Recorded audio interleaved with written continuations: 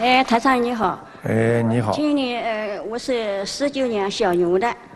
19年属牛的。请查一查我的身体健康。49年属牛的是吧？哎。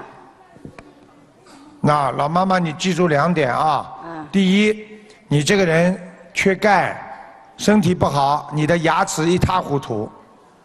对不对啊？对。老妈妈，你有一个耳朵非常不好，听不大清楚。对。老妈妈，你喉咙这里不好，经常咳嗽。咳嗽也。对。还有，我往下看啊，你妇科也不好，你的腰痛，右腰非常痛。腰有时会痛。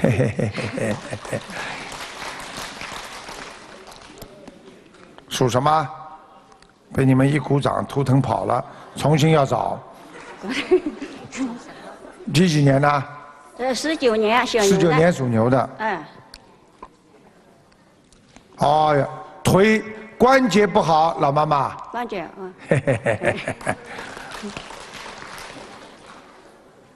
没有什么大问题。关节以后有没有问题啊？什么？以后有没有？以后关节有没有问题是吧？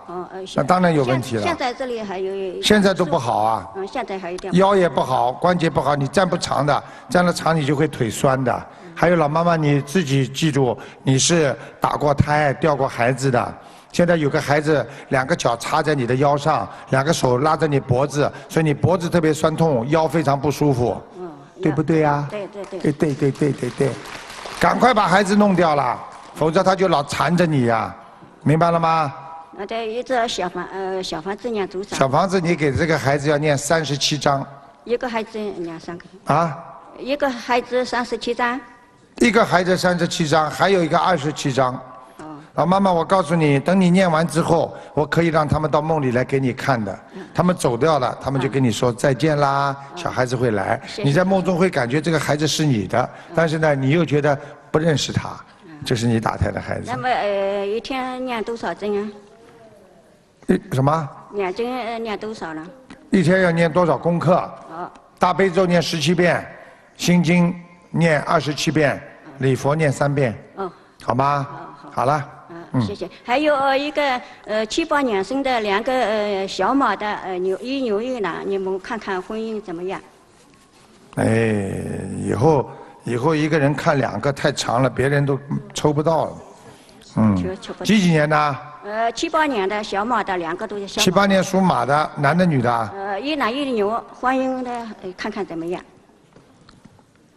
一男一女是吧？女的没问题。婚姻可以，男的有问题。男的有问题。对不对啊？对。好了，下去了。